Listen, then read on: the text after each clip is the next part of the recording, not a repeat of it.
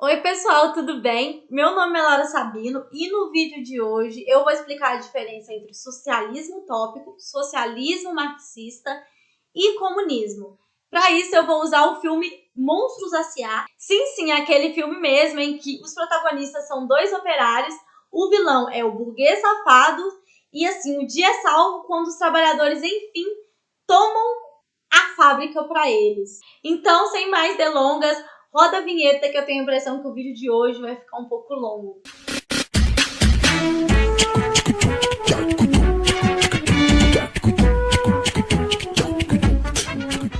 Então, pessoal, antes de começar esse vídeo, eu gostaria muito de agradecer a todos vocês que têm apoiado o canal. Graças a vocês, esse canal se mantém de pé.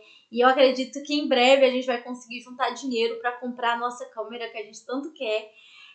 Agradecer também para quem tem curtido, compartilhado esse vídeo. É muito importante isso pra gente. A gente tem recebido cada mensagem legal, cada mensagem bonita que empurra a gente pra frente e faz a gente sentir que esse trabalho vale a pena. Então vamos juntos explicar marxismo de uma forma mais tranquila, com uma linguagem mais acessível ao máximo de pessoas possível, né? Então agora, esses agradecimentos feitos, vamos falar um pouco sobre a diferença do socialismo utópico, socialismo marxista e comunismo, né? Começando pelo socialismo utópico. Laura, o que é, afinal de contas, o socialismo utópico quando ele nasce? Ele nasce na Europa no século XIX, né? O feudalismo mal tinha caído, a burguesia estava se consolidando cada vez mais como a classe dominante e as contradições do capitalismo foram ficando cada vez mais e mais nítidas, né? A exploração dos trabalhadores já estava atingindo um nível absurdo. Assim, absurdo no nível que crianças pobres, para vocês terem ideia, tipo de 6, 7 anos, tendo que virar à noite trabalhando com o pé enfiado em bacia de água fria para poder ficar acordado. As jornadas de trabalho eram de 15, 16 horas, sem férias, sem salário mínimo, sem 13º, sem hora extra, sem seguro-desemprego, sem auxílio médico para quem se machucasse durante o trabalho e sem aposentadoria para os idosos. A economia dos sonhos do Paulo Guedes. Eu quero chamar a atenção para outra coisa aqui. Quando a gente fala sobre mulheres no mundo do trabalho, geralmente a gente é remetido ao movimento sufragista, mas nisso não é verdade e não tá certo, né? Nessa época, as mulheres das camadas populares, ou seja, as mulheres pobres, já vendiam sua força de trabalho, faziam tripla jornada e recebiam muito menos que os homens. Então, assim, só esse adendo. As mulheres já estavam sendo exploradas nesse período. As mulheres pobres, no caso, já estavam sendo exploradas nesse período. Então, já começaram a surgir alguns pensadores que apontavam essas contradições do sistema e escreviam sobre a ideia de uma sociedade que buscasse a igualdade.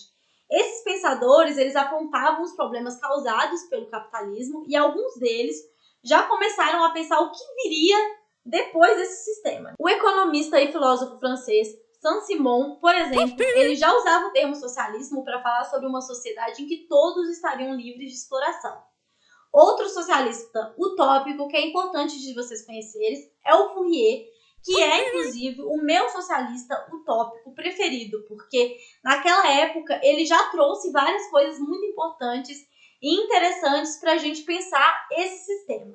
Ele criticava duramente o capitalismo, o conservadorismo e o liberalismo econômico. Nessa época, o cara já propunha uma sociedade que ele chamava de socialista e que teria unidades de produção e consumos geridos pelo Estado e já falava abertamente de questões que só ganharam espaço muito tempo depois, como, por exemplo, a igualdade de gênero entre homens e mulheres, trabalhadores. Aliás, é dele a frase famosa que diz que o grau de emancipação das mulheres em uma sociedade é o termômetro geral através do qual se mede a emancipação de toda a população. Outro socialista utópico que eu acho importante pontuar aqui é o socialista utópico mais importante, na verdade, né? Que é o Robert Owen, porque ele já compreendia que não bastava analisar e filosofar sobre a realidade, que o importante era, de fato, fazer e promover transformações. Eu acho interessante a gente pensar que o Owen, ele tinha aquele cara que ele tinha tudo para defender a meritocracia, porque pensa, ele nasceu no país de Gales, ele era filho de pobres, né, que eram dois artesãos, Ele começou a trabalhar com 10 anos como ajudante de alfaiataria. Aos 20 anos, o cara já era diretor de uma das maiores empresas de tecelagens de Manchester. Aos 30, ele já era dono de uma fábrica imensa e gerente de outras 2 indústrias. Então, assim, quem pensa que o Engels foi o primeiro burguês socialista precisa estudar sobre o Owen. Se liga, o cara reduziu jornada de trabalho, criou creches, construiu casa para a família dos operários, abriu loja de conveniências em que os produtos eram vendidos quase a preços de custo e fundou também cooperativas de trabalhadores. Foi aí que ele acabou entrando de cabeça com tudo no socialismo utópico da época e se envolveu diretamente na política, fazendo críticas cada vez mais duras ao sistema capitalista. Você pensa que o Owen parou por aí? Menina. Ele fez as malas dele, foi para os Estados Unidos com o objetivo de realizar o maior sonho da vida dele, que é de fato ver essas sociedades funcionando, né? E lá nos Estados Unidos, ele montou a colônia chamada New Harmony, que significa Nova Harmonia. Assim, até que deu certo a colônia nos primeiros anos, mas uma coisa é importante da gente pontuar sobre o Owen. Ele não acreditava que o socialismo fosse ser alcançado por meio de uma revolução, e sim porque as pessoas iriam ver mesmo que é uma boa ideia e iriam se convencer que, olha, isso é o certo, então vamos fazer. Ele acreditava que isso seria feito basicamente assim, as pessoas iriam olhar, falar, nossa, que legal, isso dá certo, isso é o correto mesmo. Por que a gente vai ficar explorando os trabalhadores, se os trabalhadores têm como viver com dignidade? Então, vamos fazer isso é o certo, a gente tem que defender o certo, né? Eu não preciso nem dizer que isso não deu certo e que ele foi muito boicotado por outros empresários lá nos Estados Unidos. E aí a New Harmony foi cada vez mais se desintegrando até que de fato acabou mesmo. Nesse ponto eu deixo aqui a indicação do canal da maravilhosa, da perfeita, da rainha drag, Dimitra, né, sobre socialistas utópicos. Ela se aprofunda muito mais no vídeo do que eu. Então, resumo do que a gente já viu até aqui. Os socialistas utópicos, eles defendiam o socialismo, mas eles não sabiam muito bem definir o que seria o socialismo. A maioria fala sobre um estado de bem-estar social, colaborativismo, quase uma comunidade hippie, na verdade. Tudo isso sem uma metodologia científica. Por exemplo, alguns desses socialistas utópicos acreditavam que o cristianismo seria um passo importante para a instauração dessa nova sociedade. Outros, como o Owen, por exemplo, achavam que isso era uma viagem errada, você botar o cristianismo no meio do processo. Além de que alguns socialistas utópicos, como o Saint Simon, propunham, na real, mais reforma do que um novo paradigma. Tipo assim, não achava que os banqueiros e os burgueses em geral deveriam ser derrubados. Inclusive, ele colocava essas pessoas no mesmo balaio da classe trabalhadora, né? Enfim, completamente diferente do socialismo que eu explico aqui no canal, que é inclusive o próximo tópico desse vídeo agora, que é o socialismo marxista ou o socialismo científico. Olha, vamos deixar claro o seguinte, os socialistas utópicos ou socialistas românticos, eles não se denominavam dessa maneira não, tá? Quem nomeou essas pessoas dessa maneira foi Karl Marx, para diferenciar a teoria socialista marxista, que ele e o Engels estavam desenvolvendo, né, sob a luz do materialismo histórico dialético, das outras teorias socialistas que eu acabei de citar, que veio antes deles. Ok, mas qual a diferença, então, dessas ideias?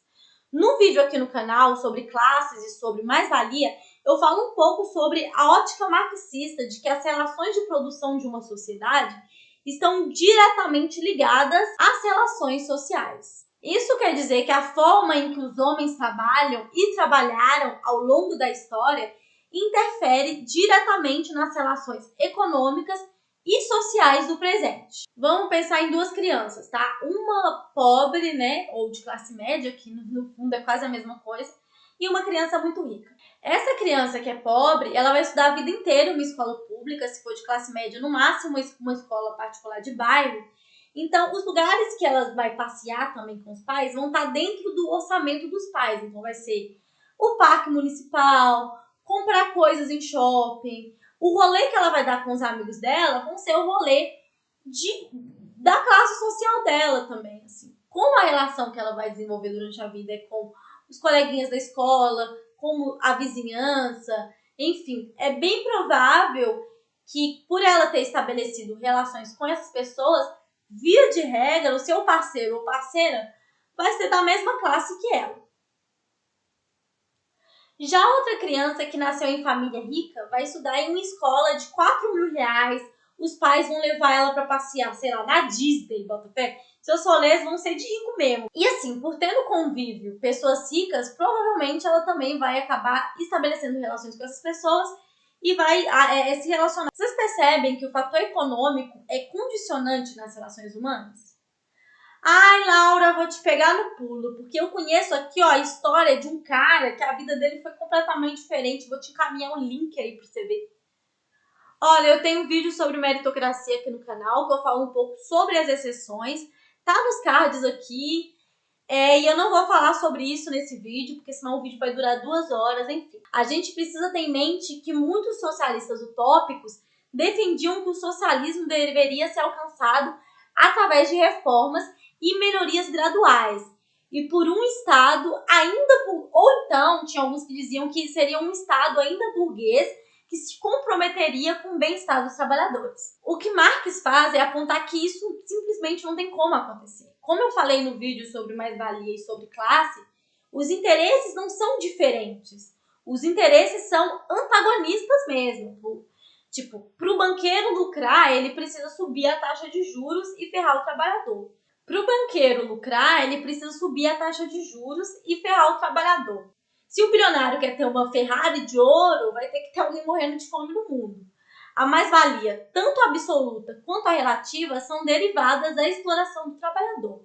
O dono do plano de saúde quer dinheiro, então não é interessante para ele ter saúde pública de qualidade, entende?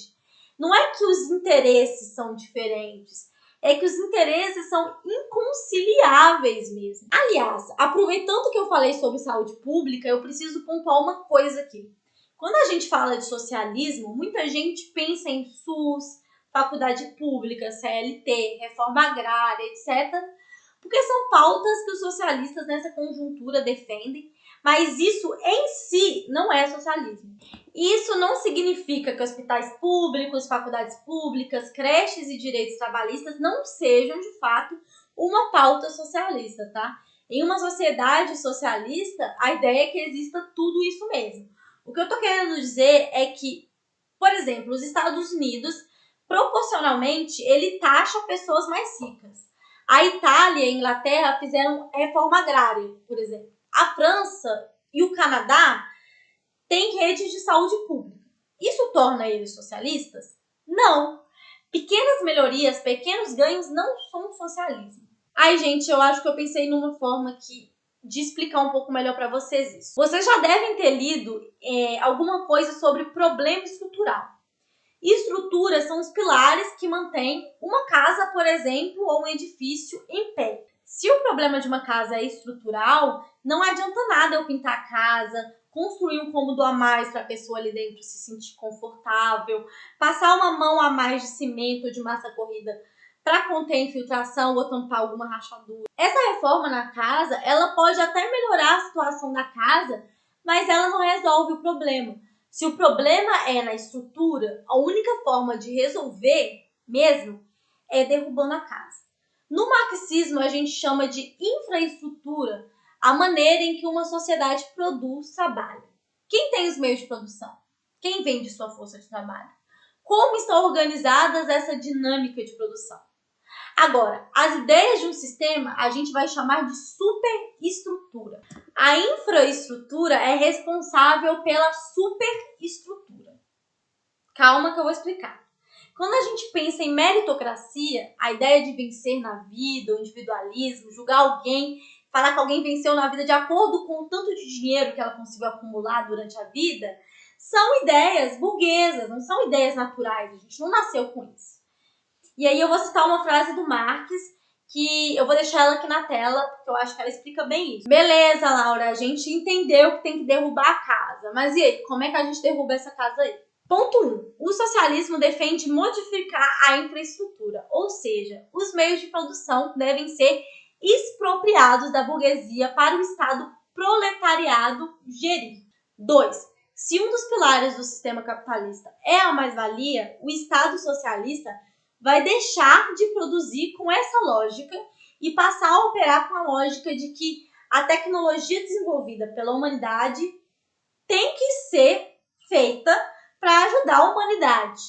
Tem isso no vídeo sobre socialismo de iPhone, eu falo um pouco sobre isso, então eu não vou me estender muito nessa parte, mas deixo aqui nos cards em algum lugar desse canal. Mas enfim, é mudar essa lógica de produção, né? Que a atual visa a mais-valia, visa gerar dinheiro, gerar riqueza para o bolso de poucas pessoas. No socialismo, a produção passa a ser voltada para a necessidade da população. Terceiro ponto, no socialismo marxista, todo esse processo deve ter como objetivo o comunismo. O que é que isso quer dizer na prática? Quer dizer o seguinte, o socialismo ele é uma etapa para alcançar um sistema novo. O socialismo não é um fim, ele é um meio para a construção de um outro sistema completamente diferente. Provavelmente na escola você já deve ter visto que entre o período feudal e o período capitalista surgiu o mercantilismo, que era um sistema de transição. Na verdade, o mercantilismo era mais um conjunto de práticas econômicas do que um sistema econômico e de produção. Mas, enfim, ele ajuda a gente a entender um pouco disso, porque ele trazia algumas ideias feudais, ao mesmo tempo que ele trazia ideias que são presentes no capitalismo, enfim. Nessas etapas, né, que são essas etapas de transição, vai restar algumas coisas do sistema passado e a construção de práticas para o sistema futuro. E qual o sistema futuro que o socialismo quer chegar? É o comunismo. E pasme, gente, metade da galera falando que comunista defende Estado grande não sabe, mas no comunismo nem Estado tem, cara. Em Monstros S.A., os protagonistas, os dois operários, né, o Mike e o Sullivan, trabalham muito. O Sullivan, inclusive, veste mesmo a camisa da empresa, ele acredita que o chefe é um cara bom, ele começa o filme já malhando, né, o dia inteiro para ter um ótimo desempenho no trabalho dele. E no filme, a empresa que eles trabalham extrai energia do grito das crianças, que eles assustam. Ou seja, o trabalho do Mike e do Sullivan é assustar crianças para que elas gritem e captem energia. Certo, aí vai uma coisa interessante para a gente pensar, é que o filme ele se passa durante um período de crise de energia. E a fábrica que eles trabalham, né, o Monstros S.A., né, é o nome da fábrica, fica o tempo inteiro cobrando produtividade deles, que eles batam metas, criando campanhas publicitárias na televisão, cria um clima de disputa entre os trabalhadores e existe um clima de medo e de pânico moral também, né? Eles dizem que as crianças são tóxicas. Então, assim, os monstros ficam apavorados de encostar em alguma coisa de criança e tal. Alguns funcionários, com tanto medo, acabam entregando até os próprios amigos, né? Temos um 2319, um 2319. A trama do filme começa quando o Mike e o Sullivan eles acabam tendo um contato com uma criança e convivendo com elas. E eles percebem que era tudo uma mentira. As crianças não são tóxicas e, mais do que isso, eles descobriram que era possível conseguir uma energia 3 vezes mais potente com a risada das crianças. Só que eles passaram a vida inteira acreditando que o chefe, o Walter Luz, era uma pessoa boa, que amava os funcionários, que amava as empresas, enfim. Inclusive, o Walter Luz reclama que a produtividade diminuiu porque os monstros não são tão bons como os monstros de antigamente, ou que as crianças não se assustam mais como antigamente, enfim. E aí, quando eles descobrem, né, toda a maracutaia, eles correm lá pro Walter Luz para contar, e aí o plot twist do filme é que o burguês é o grande vilão. O plano dele era para potenciar o lucro e diminuir os custos, né, durante essa crise. Então, ele iria automatizar a extração dos gritos dessas crianças. Capitalista, gente, capitalista. O filme, ele termina com os operários se tornando os donos das fábricas, ou seja, donos do meio de produção.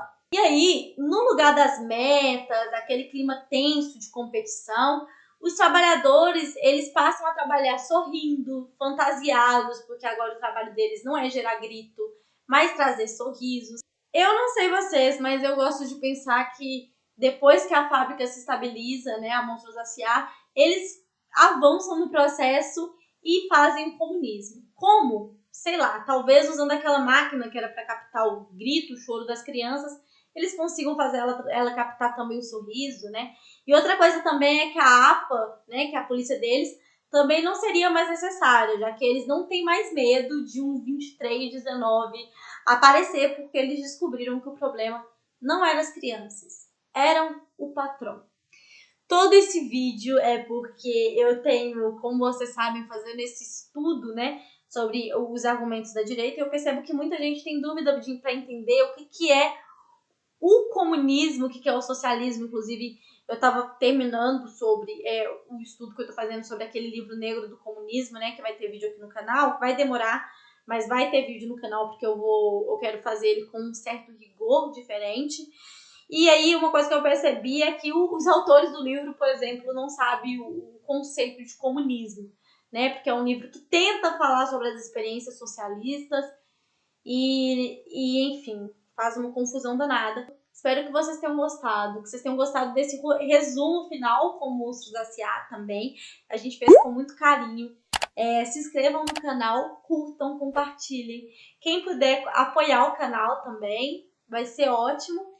Comentem, por favor, comentem para ajudar no engajamento e também para dar feedback. A gente tem lido bastante o que vocês têm falado, inclusive a ideia do resumo final do vídeo é graças a vocês os comentários. Então, assim, comentem o que estão achando. Beijo, até o próximo vídeo, que vai ser contando um pouco de como que eu me tornei socialista. Provavelmente vai ser um vídeo extra dessa semana. Beijo, gente!